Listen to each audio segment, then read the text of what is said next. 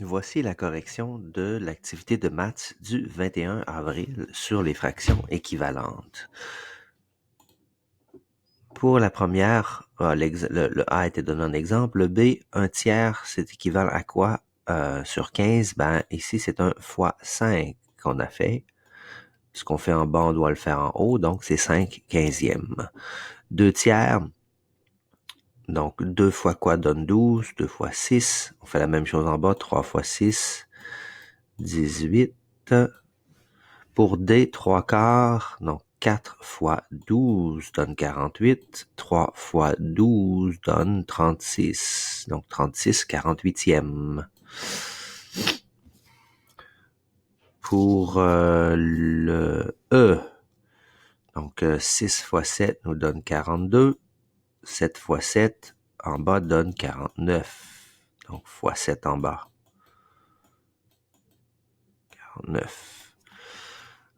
Ici, c'est une division par 5. On sait qu'il n'y a pas d'addition de soustraction ici. Donc 25 divisé par 5 donne 5. 30 divisé par 5 donne 6. 56 divisé par 8 donne 7. 32 divisé par 8 donne 4. Et ici, j'aime bien les maths, mais je préfère la géographie. C'est ma matière préférée. Donc ici, c'est excusez-moi, division par 3.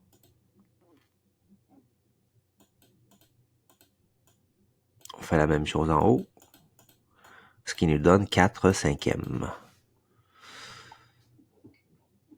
Donc ici, fraction équivalente et justifie ta réponse à l'aide d'une représentation visuelle. Donc ici, 8/10, on peut dire que c'est la même chose que 4/5. Donc visuellement, je peux montrer que c'est la même chose. Disons par exemple, j'utilise un cercle. Donc j'ai un cercle ici. Un cercle ici. D'un côté, je le divise en 10 parties. Donc, disons, je vais diviser celui-ci en 5 parties.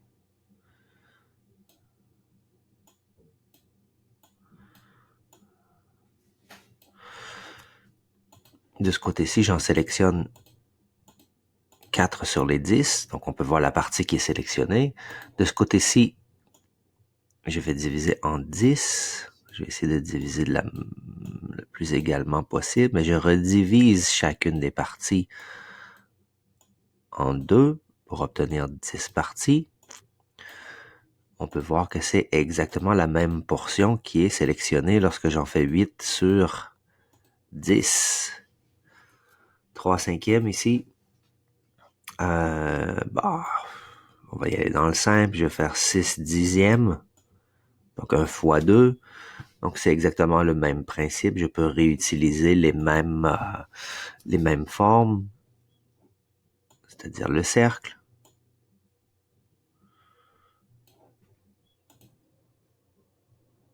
Donc je redivise encore une fois en 5 parties. On aurait pu utiliser aussi le pentagone. Il aurait fonctionné très bien. Cette fois-ci, je divise en 10 parties. Donc, on peut voir que lorsque je sélectionne 3 parties sur 5, c'est la même chose que 1, 2, 3, 4, 5, 6 parties sur 10. Finalement, les fractions équivalentes, pas finalement, excusez-moi, numéro 3. Donc, en rouge, ce qui est équivalent à 1/2, voilà. Donc, 1/2, lorsque le chiffre du haut est la moitié du chiffre du bas, donc le numérateur est la moitié du dénominateur, on a 1/2.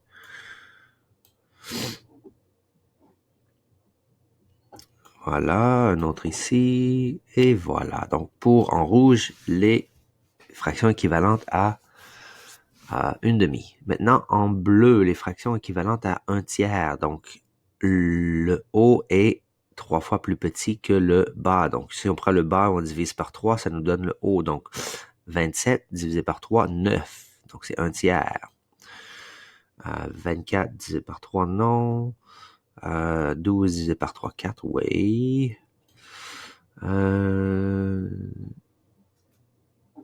3 divisé par 12 divisé par 3, non. 60 divisé par 3 donne 20, voilà. Et finalement, en jaune, les fractions équivalentes à 1/4. Donc, le dénominateur sera 4 fois plus grand que le numérateur. Donc, 1 fois 4 donne 4. 6 fois 4 donne 24. Ça marche. 25 fois 4 donne 100. Oui. 2 fois 4 donne 8. 3 fois 4 donne 12. Voilà. Les fractions qui ne sont pas... fractions impropres en vert. Donc, impropre, impropre, impropre.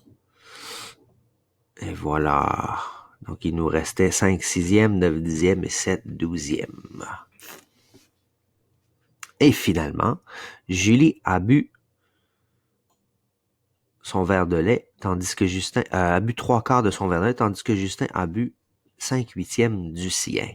Donc ici, on se souvient que pour comparer des fractions, on doit les mettre sur un dénominateur commun. Donc ici, j'ai 3/4 versus 5/8. Donc Julie a bu 3/4. Oh, Julie Justin, hein? Justin. Et puis Julie. Julie, non, contraire, hein.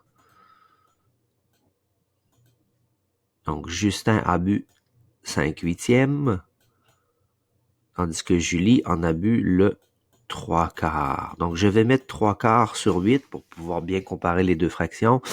Ici, on comprend bien que c'est un fois 2 qu'on a fait. Comme dans l'exercice 1 de cette page. Donc, c'est 6/8. Donc, qui a bu le plus de lait? C'est Julie.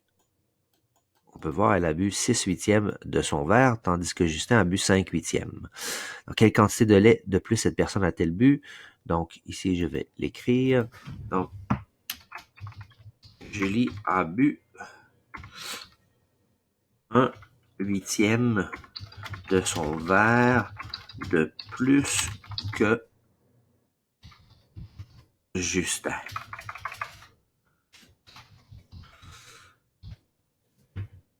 Et voilà.